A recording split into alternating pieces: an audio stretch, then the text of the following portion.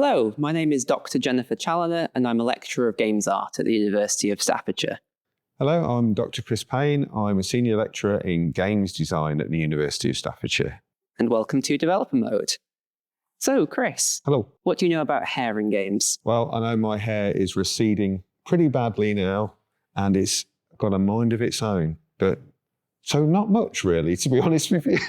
I sympathise wholeheartedly. It is 32 degrees Celsius in Stoke-on-Trent today. Yep. The heat is making my hair frizz out of control as well. I have tried my best to tame it for this recording, but it is an uphill battle. It's all good. It's all good. So, today we're going to go into Blender, and we're going to take a look at how we can use Blender to create real-time hair to be used in games. Now, this workflow is very similar to the one that I showed off last year in the XGen video, but there's a few key differences that are really going to help this to stand out. Now, at the end of the day, you might prefer Maya, you might prefer Blender. I'm not here to tell you if one of these is better than the other. I'm just here to show you a different option. Sounds good. So here in Blender, we've got a little scene I've prepared. This is the default female head mesh from ZBrush. Okay. I've textured it using the free texturing XYZ file that comes pre-installed with Substance Painter. Nice. I've got some custom eyes that I built following a tutorial from Jay Hill. And I've also created these kind of like cyberpunk style implants. Yeah, it looks amazing. This is the kind of part of games that I need to get into. So this is really useful for me to go through this tutorial today, which is cool. So, well, what so I will recommend is the actual cyberpunk implants. Those are all built with a height map in Substance Painter. Right. And I learned how to do that using a tutorial from a YouTube channel called Production Crate. Nice. It's full of really amazing resources. So it's got a thumbs up from me if you're looking to learn some stuff.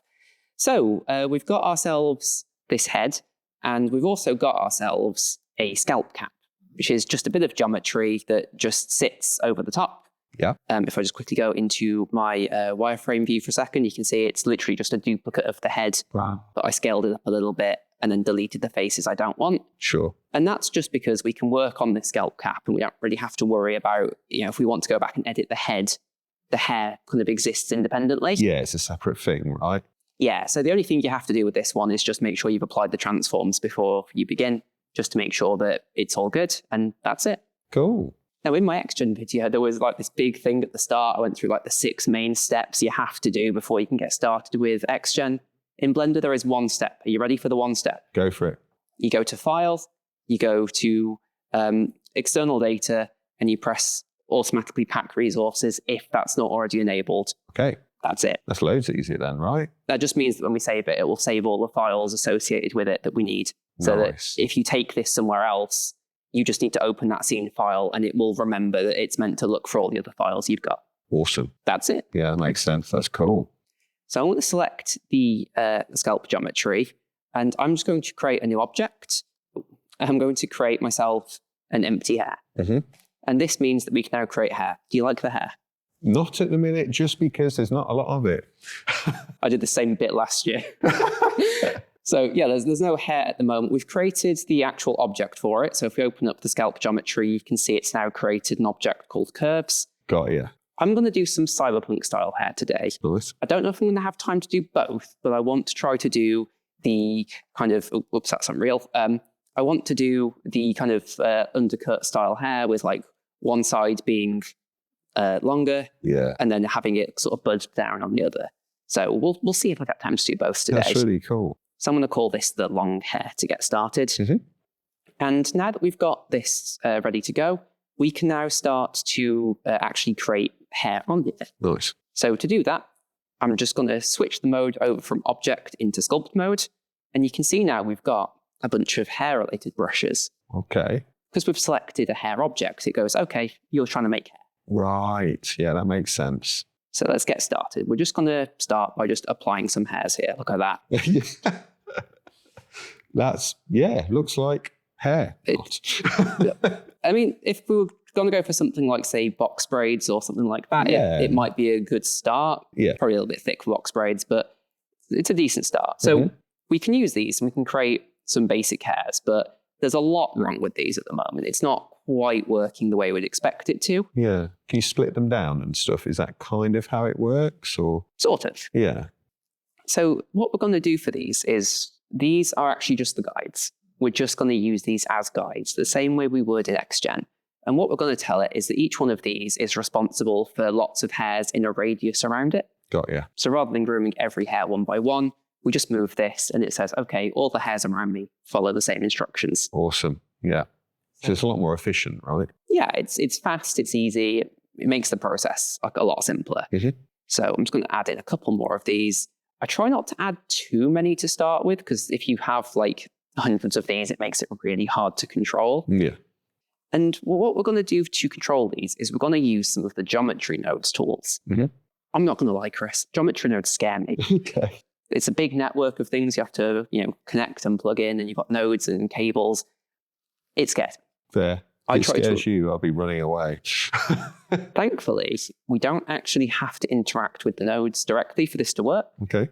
Because Blender has been sensible and it's given us all the tools available without actually needing to touch the nodes. Makes sense. Thankfully. Yeah, that sounds good. We actually are going to use one geometry node today, but just one, I promise. That's all good.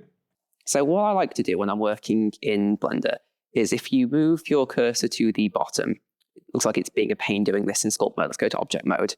But if we go to sort of the bottom, you see my cursor has turned into a little crosshair. Yeah, got you. If we click and drag, we can now create a second viewport. Right. And here we can change this to different lengths.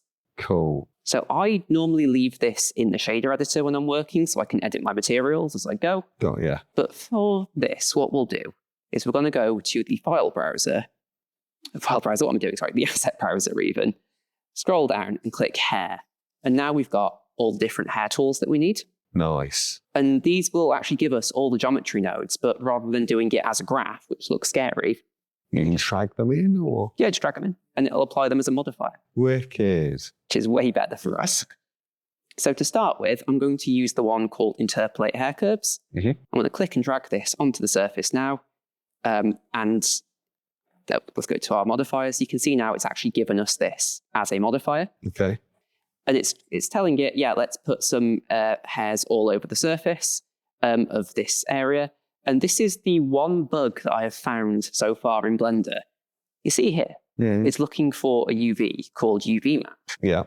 But if we go into the actual scalp cap for a second, the default UV map is just called attribute. It's always called attribute. Right. So we just need to change this to call it UV map. Yeah. To be the same case, so that it knows what to look for. Otherwise, things will break just a little bit. And you could spend hours of your life not knowing that. Yes. And then never get further forward, right? Is that the problem?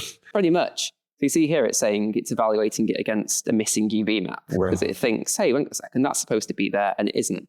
Is it looking for it from the from here by any chance? Nope, shouldn't be. Oh, there we go.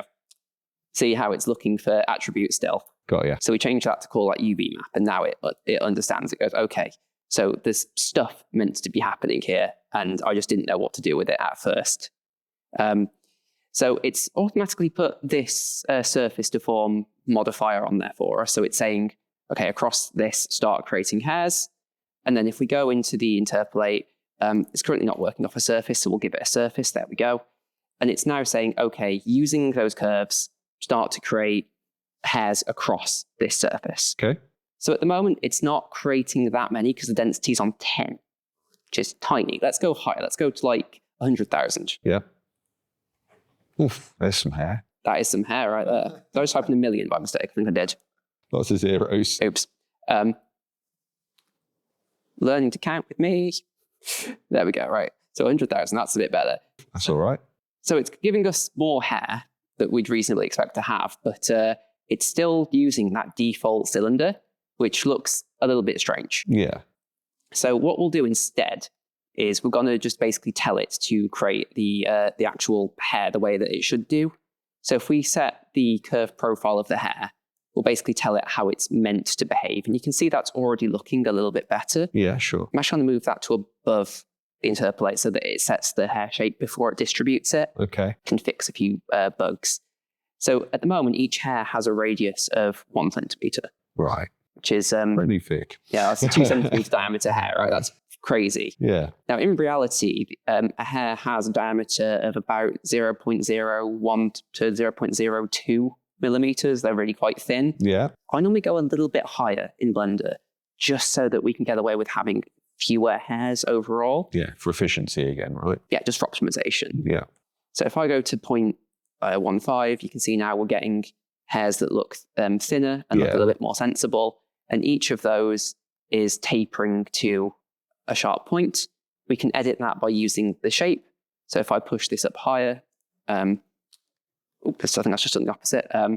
We'll get them to be thinner. If we go lower, they'll be thicker. Nice. Sorry, I got that the wrong way around. Sorry. So if I just go back to 0.5 for a second, there we go. I'll leave that where it is for now. So we've now got hair on here. Cool. Which is a good start. Yeah. So that's all good and well. The next thing we need to start thinking about is actually like grooming the hair and actually brushing it into place. Okay. So for that, we just go back into sculpt mode, and you can see now, you see each of these lines that we created. Yeah. If I go to my comb brush, we can click and drag, and we can actually start to move these, and you'll see what it's doing is it's moving all the hairs that it's responsible for. Yeah. And it will then interpolate between this curve and then the closest one to it to create that natural fall off. That's amazing. Now, I don't know about you, this brush, it's not great. Yeah. So if you set it to projected mode instead, it will then have much better control over all of the different hairs. So we can press F to increase the size of the brush. We can actually start to groom and move that around now. So we can actually start to create the basic shape that I'm kind of going for here. Yeah, sure. So with hair, you always want to groom up and out to start with. It's really tempting in many regards to just immediately comb them in the direction you want. But if you look at hairs, they don't do that. They grow up and then they start to curve. So we want to try to replicate that where we can. But there we go. We can start to groom. We can start to like move these around to really start to make this hairstyle look the way we want it to. Now, we're not going to finish this hair today. I'm going to be completely upfront with you about that. It will take a good few hours at minimum. If you want a really good quality hair groom, we're looking a lot longer than that. Yeah. We've got 45 minutes today. That's it. So whistle stop tour. Pretty much. Yeah. But you can see we're like getting that into place. I have to limit how much I'm allowed to play around with the comb tool because I will just sit here for hours. Just combing the hair that you've just made. Pretty much. That's fair enough. So a few things that we can do to make this look better. First of all, the hair is currently just, it's pure white. There's nothing happening there. There's no material on this. And that's not great. So if we go to the material, we can assign one. And the default is called the principal BSDF. That's just a standard material.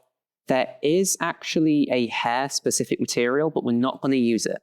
Okay. And we're not going to use it for one reason, and that it only really works properly in the cycles rendering mode. Right. Which is an iterative renderer, which means that your screen is constantly pixelated while it's rendering samples as you move your camera. Okay. It's great for rendering. It's not great for working. Yeah. So we're just going to use a regular principal BSDF today. Fair. So I will just call this long hair. And we can change the color. We can change the roughness and such. So we can make the hair glossier. We can make it a bit more like sort of matte, a bit more dull. Because we're doing cyberpunk, I want to create a transition where we're going from sort of like a dark brown into more of a pink tone. Nice. Or we don't have to do pink, but we can do any color really. If we change the color here, just try picking a color for me from this color wheel. Okay. Whatever color you'd like. Oh, go on. Follow your heart, Chris. Oh, shut up. Go on, let's go there. So we've got red. Now you see it's just pure red. Yeah. There's no variation in that at all. I really want to create that nice kind of transition. So I'm just briefly going to nip into my shader editor. So if we go over to the shader editor here, this is what it's doing. It's saying, take this color, apply it to the surface. Oh, yeah. All I'm going to do here is I'm just going to get the curves info.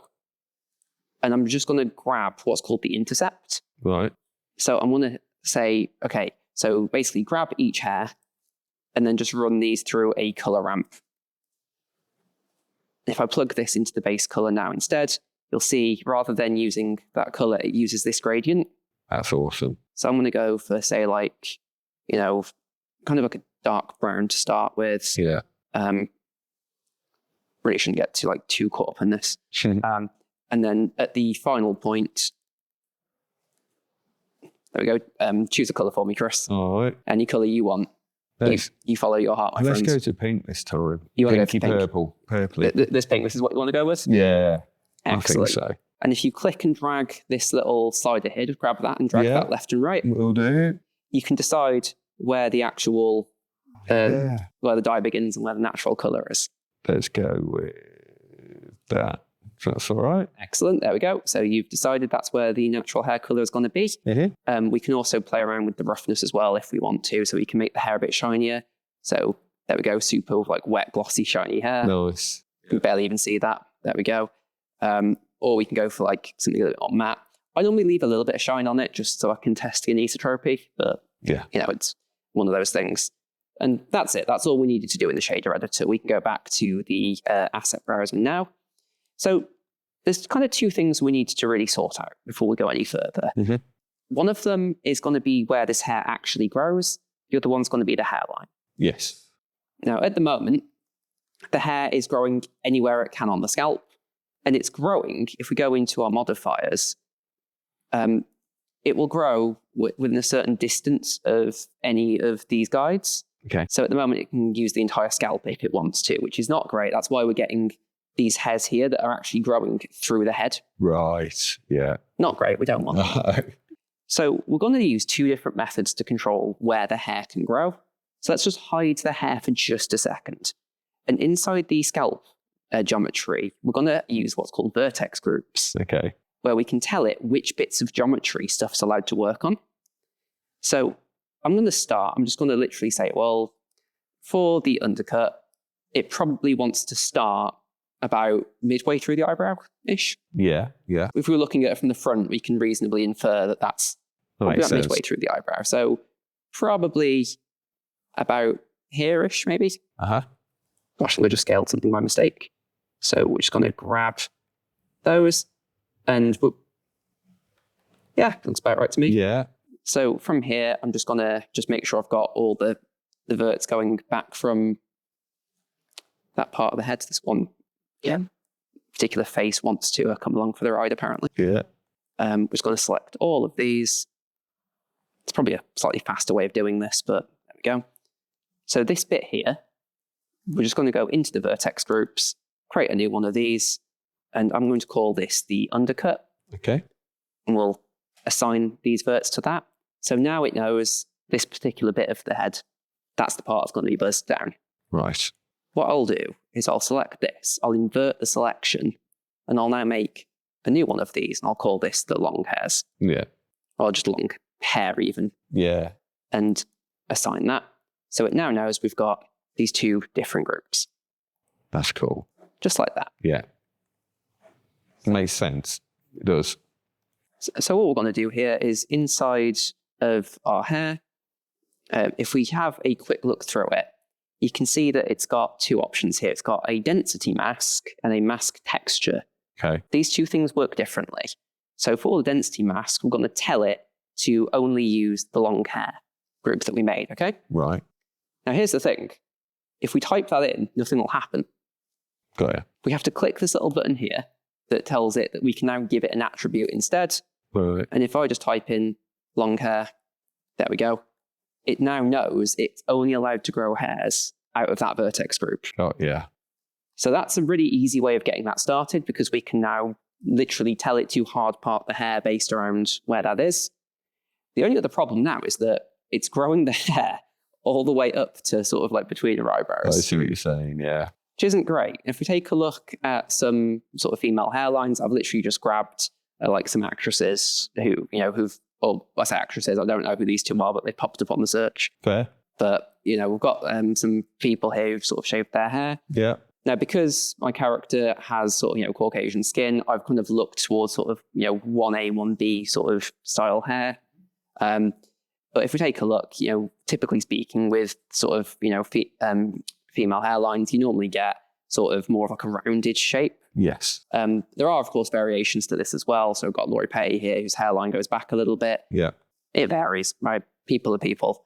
But I'm going to go for sort of this style hairline here that's going to sort of curve around and sort of poke back down towards the ear. Nice. Yeah, makes sense. So for that, real easy. All we have to do is go into the texture paint mode.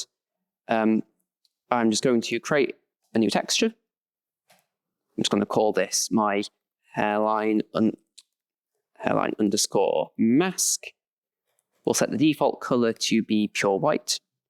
And what that does is in a mask, basically, if something's white, it's visible. If it's black, it's invisible. Right. That's it. So I'm saying make all the hair visible by default, and I will tell it where to get rid of it. Okay. So there we go, created the mask. Now, the only thing you have to do in this particular setting, if you're an experienced Blender user, you probably already know to do this, but this did catch me off guard at first, is with this new texture we've created, you can see at the moment it's just pure white, there's nothing on it. Yeah.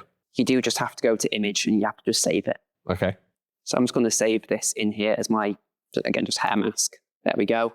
Otherwise, when you go to open this again later on, that file will be gone. And you'll be very sad about it. Yeah. But that's it. Project missing files situation.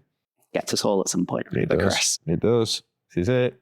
So to make my life a little bit easier here, on the skin cap, I'm going to set it to use the file that we've just made. Yeah.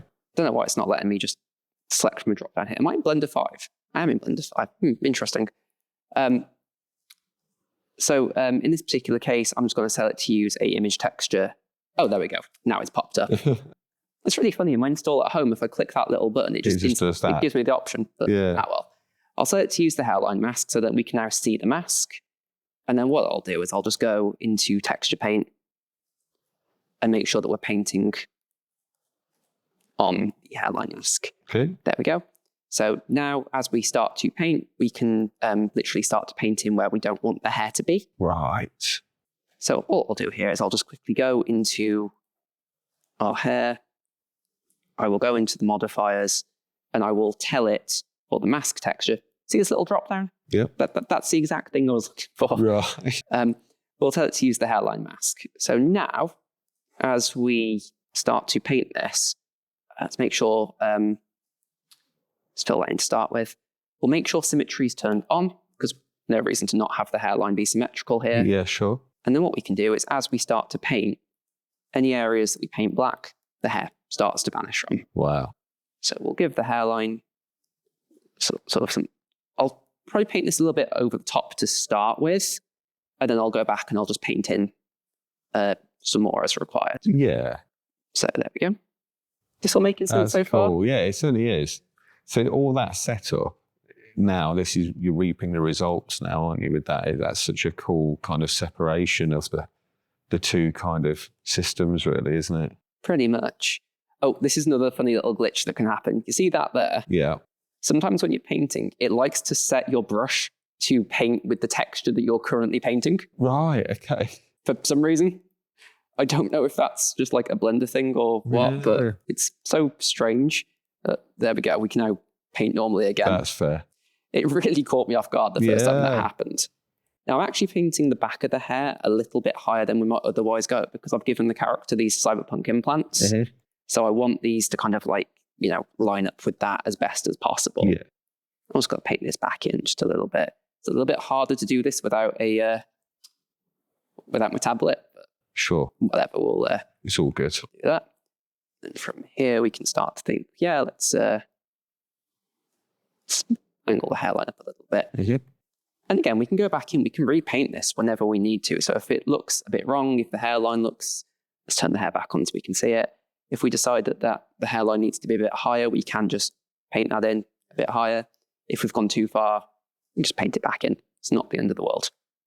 So that's genuinely kind of that for painting the hair mask. Yeah. And once we're done with that, I'll just hide the geometry again. Oh, cool. There we go. We're actually... Yeah, that's really looking good now. Well, it's still got a fair bit to go. Yeah. Yeah, but it's looking, I think it looks cool. Do you know what I mean? Because this is, like I say, for me, this isn't my area at all. So just to see this in action is really, really cool for me. Fair enough.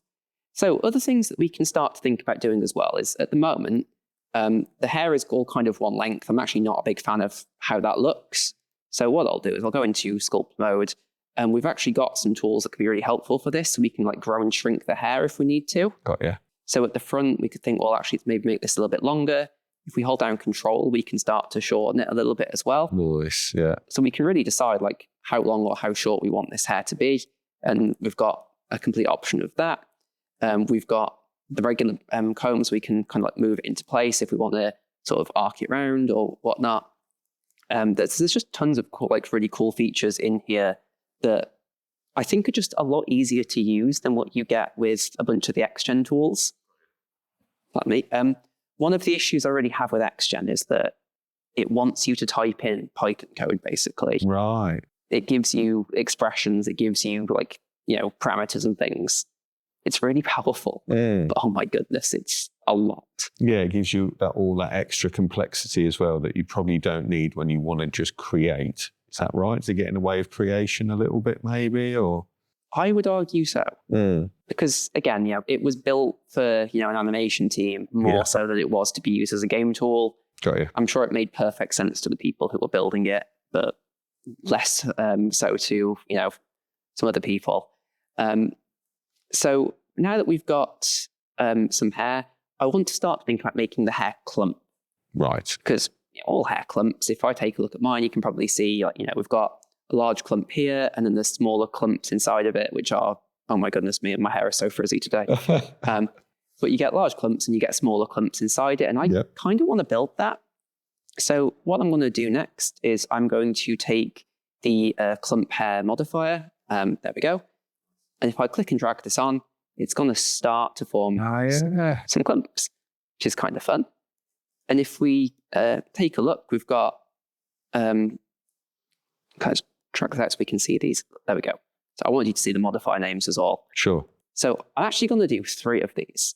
Now, in my XGen video last year, I did 2 sets of clumps. When I was learning this method, I consistently saw people were using 3. Right. And now that I've tried it, I agree. I think 3 is better. That's fair. So we'll do large hair clumps to start with. And this is actually really fun because we can tell it to preserve the length of the hair.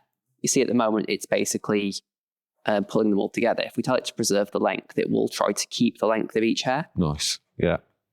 And what we can do with this is if we go into the guide map, at the moment it's using like an existing one, which is a bit rubbish. It's basically saying this is how large each clump should be. So the smaller we go, the smaller the clumps will become, like so. So I'm going to start with something. Let's try with, say, 6 to start with. So we're going to get a bunch of really large hair clumps, like that, yeah? Makes sense. Not looking too bad. Now we're going to add a second one. And this time, we're going to do medium hair clumps, like so. Okay. So again, we'll preserve the length of these. I'll turn off the existing guide map. And this time we'll go for something like, say, 3 to 4 centimeters instead. So what we're doing is we're building some large hair clumps, and then we're getting smaller ones inside of that to make it look a little bit more natural. That is cool. And we'll do 1 more of these. So this time we're going to do, we've got some really spiky looking hair now. Yeah. We'll do some small hair clumps. So preserve length again, turn off the guide map, and I'll put this down to say 1 or 2. Yeah. Something really tight. Let's go for 1. So we're now getting... That looks really good. So if I just turn this one off for a second, you can actually kind of see what that's doing. It's really subtle, but it's there. And what we can also do is we can tell it how intense each of these is going to be. So at the moment, this is really intense clumping. Yeah. So we can just sort of scale this back a little bit to make the hair start to look just a little bit more natural. Yeah. So maybe like a little bit of clumping on like the larger ones. We'll go for a little bit more on the medium clumps. Because again, I don't want it to look like the hair's, like anime hair or something where it's super spiky. Yeah, sure. Like a little bit of spiking is kind of fine. She's probably wearing a lot of hair product. Yeah. But there we go. You can see like as we push this up, we're starting to get it's like a little bit more kind of like natural looking clumping to the hair. And the other thing that we can do as well, which I really quite like this, is what's called the tip spread, where we can basically tell it to start pushing the tips apart a little bit. Yeah. So you can basically have like more clumping at the start and then progressively less as you go. So So something like that. And it only has to be a tiny amount, but it really varies it up a little bit. We can also offset these as well. So we can basically start to push these apart from each other a little bit. Now, on the larger clumps, you don't really see much happening there. But if we go down to the smaller ones and we start to push up the clump offset, Oh, yeah. they'll make the hair start to look pretty feathery.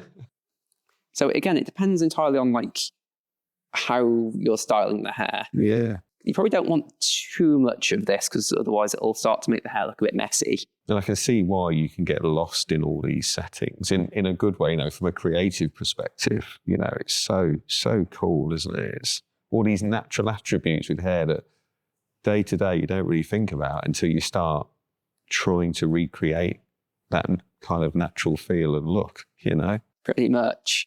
And it is just, it's easy to just sit here and keep playing with sliders. Yeah. I'm so guilty of this. I will do this all the time. That's it. I'll be sat here and I'll be like, yeah, I'm going to make this. And the next thing you know, I'm lost. I've sat here playing for ages. Control Z, right? Oh, you have no idea. It's so bad. So a couple of things. You can have as many of these hair groomed as you want. You can, it's really easy to just duplicate the current settings you've got to another one. Yeah. What I would normally do, particularly for this type of hair, is I'd actually have a second one that just controls the back. Got you. Just so I can maintain that like hard part here. I might even create another vertex group just for the back so I can keep it like flowing in different directions. Sure. But again, it's kind of, it's a little bit up to you there. So other things to keep in mind as well is that a human head sort of in about a 20-year-old person will have roughly around 150,000 hairs. Got you. Now, over time, that does tend to deplete a little bit. Particularly as people have hormonal changes as they get older, and that impacts a lot of things. Now, when I set this up, I told it to create a density of 100,000. Yeah. That did not make 100,000 hairs. Oh, yeah. The density value is actually quite arbitrary. Right. So if we go over to our spreadsheet view for a second, and we go down to the number of splines, we've only got 8.3 thousand hairs. Right, okay. Now, for a real-time game, we probably don't want to make, 150,000 hairs. That's a lot. Yeah. Probably want a bit more than 8,000 though, especially because there are places where we can kind of like see through the hair. Sure. Makes the hair look like it's quite thin. So we can actually just push this as high as we need to. So I don't want to kill the laptop. So I'm going to go to say like 500,000 now. So that might be too many. But at 41,000, that is significantly better coverage. You can really see that kind of like featheriness to the hair now. Absolutely. I might just dial this back a little bit for now. Let's go into 300,000 and see how that looks. Yeah, that'll probably be enough for today, to be honest. Now, you see this area here where it's getting a bit darker. Mm-hmm. That's just because we've actually got a guide clipping through another guide. Right. So the hairs are actually going through each other at the moment. Got you. So for that, we just go back into sculpt mode, take the comb, and we can just start to adjust these as we need to. Yeah. And if we want to target specific hairs, you can literally just press L to select that one curve. And then when you go back into the groom mode, we're now only grooming up to one particular area. Okay. So it's super simple to get that done. And you can see it's super powerful as well. So that's kind of the basics of making hair. We've also got some other things we can use. So if we wanted to, we've got attributes for frizz and noise. So noise will basically start to push each individual hair around rather than each clump. So we can get a little bit of offset going on there. And frizz will quite literally, it will start to kink and curl the hairs a little bit. I've got a lot of that modifier on my head, you see. Lots of frizz modifiers going on here. Well, your hair's more curly than it is frizzy at the moment, so you might want to use the curls modifier for that. Yeah, that's fair. That's fair. You could do that. So if I put the noise modifier on here now, what that's going to do, if we go down to it, is it's going to basically push each hair around by a factor of 1. Okay. So it's going literally by 1 centimeter. So if I push this up to like, say, 4, whoa, that's quite a lot of noise, right? So we can literally tell it to like push each hair, but by like a teeny little amount. So if I go to like, 0.1 or something like that, it basically breaks up the clumping a little bit more, and it just shows you a little bit more of each individual hair. So you don't even have to have this on like a really high amount. You can have this on something really low, and it just really starts to break up the clumping a little bit at the end. So that's basically how you'd create that. And then for the undercut, it would just be the same process. Yeah. It's just genuinely the same thing. So I'm going to go to object mode, going to select the scalp geometry.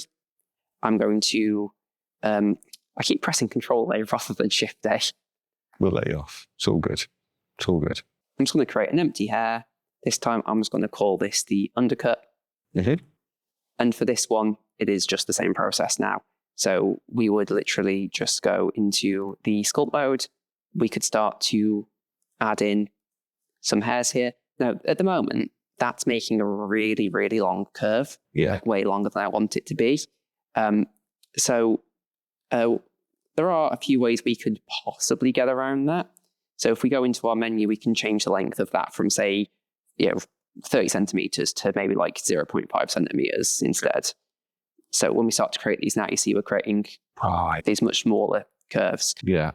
What I've normally found is that when you're making shorter hair, like for this section here, you actually want more of these curves. Okay. Just so you can have a little bit more control over it, because you're really just sort of brushing it into place. You're not doing like a huge amount with it. Sure. And what I will also do is I'm just going to delete this one here. So there we go. We've created that. And then once again, we're just going to put some modifiers onto this. So we want to, I need to make sure I reselect these now. I'm going to interpolate the hair curves like so. Going to work across this particular bit of geometry. Okay. We've already fixed the UV map. We don't have to fix that one again, thankfully. Okay. Can push this one up. Let's go for 200,000 to start with. There we go. So lots and lots of hair to begin with. Yeah. It's also making each of these a cylindrical shape as well, because we've not told it to set the curve profile. Got you. So let's just set the curve profile, put that back to 0.015 again, like so. Nice. So we've got some actual hair. And then once again, inside the interpolate, we'll tell this time we'll want it to use the undercut. So it's now only applying to this half of the head. Sure. And we'll tell it to use the exact same mask texture. Right. So, and from here, again, we can assign a material. I'm not going to do the whole gradient thing for the undercut, because you wouldn't really dye the undercut. No. So I'll just make this like, dark a dark brown for now. Yeah. That should be fine. We can use the comb brush to start to groom that into position as well. So we're actually getting some kind of undercut hair there. Nice. Yeah. Like so. Now there's only one last thing I'm going to do with the undercut. Because we can go through the modifiers, we can apply all of those. There's nothing stopping us. I'm just nervous about going over time by playing around with the hair too much. But what I do actually want to do is, if we take a look at my character, you see how she's got this implant here. Sure, yeah. I don't want this to grow over the implant. So what we'll do is we'll just go into texture paint, make sure that our color is set to pure black so we can remove the hairs we don't want. And then all we can do here is literally just start to paint these out. Okay. So that the hair isn't growing on the metal. Yeah. That'd be a bit strange. Yeah. I can set this to, so I can set the brush stroke to use a line. So I can literally just do like a quick little point to point. Yeah. I'm actually making the brush larger than the implant, because I want to make sure that there's like a little bit of fall off around that area where stuff's just not growing. So there we go. We no longer have hair growing. That looks cool. On the implant. Yeah. And there we go. That looks awesome. So all I'm going to do here is I'm going to increase the density of that undercut, because I think that's a little bit too... Let's go to 500k, why not? Okay. We can have 500,000 as a treat. There we go. Oh, that's nice, yeah. And now if I go back to the long hair, and I were to go into my sculpting mode with the brush, making sure I've got all of these selected, we can click and drag and we can start to style these. So if you want to just take the brush and just have a little play around with that. Yeah, sure. Just see if you can style the hair a little bit. I'll try my best. So drag these like that. Yep, just click and drag any direction you want, and you'll notice that the hair just all moves. It all adapts in real time. Yeah. Now, like I said, you're not going to get a final super polished result in 45 minutes, right? Like this is... Especially with me at the wheel, to be honest. It's a nice process, but it is iterative. There's a little bit of work involved of playing with the modifiers, making sure that you've got a nice amount of variance on there. You want to make sure that you're not accidentally clipping the hair through anything that shouldn't be. Yeah. You can resample those curves as well if you need to give them more points to work with, because you notice when you click and drag, you're pulling the vertices along each curve. Yeah, sure. So you can resample them if you need to give them more points if you find that you don't have enough. I think the default's 8. That's fair. I reckon that'll do for now, if that's all right. Yeah, okay, that's looking good. I've had a bit of a brush.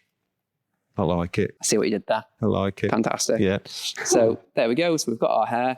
And what we can do with this is that once we are finished with it, we can send this over to Unreal. There's just one thing you have to do. Okay. Now, like I just said, right, you can resample the curves here if you need to give them more points to work with. I've noticed that we actually don't have many of these going along the hairline, which is what's partially causing us to get this strange shape here. Yeah. So again, if needs be, you can add more of these in. Like there's nothing stopping you from adding more of these as you go. Okay. Just make sure that they are set to the right length. Sure.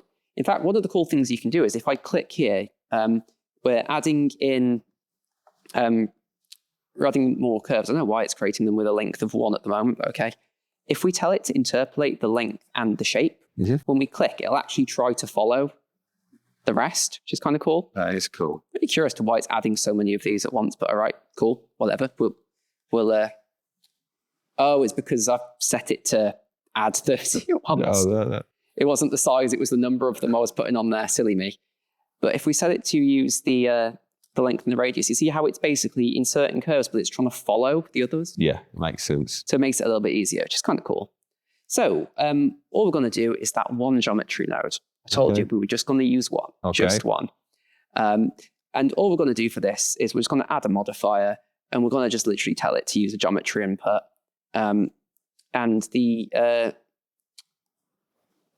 geometry input. At home I use I use a plugin that changes the way this looks, so I'm not used to this looking the way it does. No worries. Geometry nodes, there we go. Got there. I keep looking in the wrong places today, fine. Chris. It's throwing me off. It's all good. It's all good. So we're going to tell it to use geometry nodes, and that's basically that. If we go into the geometry node editor, this is the dreaded geometry node editor. This is the thing I was scared of. This is what I live in fear of. That's fair. All we're going to do for this one is we're actually just going to add in a resample curve node, and that's it. Because you see how nice and smooth the hair looks here? Yeah. When we send this into Unreal, it's actually going to look a bit more like that. You see how jagged it is? Yeah. That's what the curves would actually look like when they get exported. Right. So what we'll do here is I'm just going to increase this to a higher number. I find 24 is pretty good for long hair. Okay. Now, the higher you go, obviously the more verts you're adding to each hair, the less efficient this becomes in terms of optimization. Sure. I find that 24 to 32 gets you a nice even curve. If you're going higher than that, then you're probably doing a really, really, really long hair that needs it, like Aloy from Horizon or something like that. Yeah, fair enough. But that's it. That is the one geometry node you need. Nice. Underscore because Unreal says so. All right, there. I like it. There we go. That's it. Now, to send this to Unreal, all you have to do is select the object you want. So select the hair, go to File. We want to go to Export, and we need to export this as a .abc. Got you. So over here, I'm going to put this into my documents. So we'll call this the long hair cyberpunk.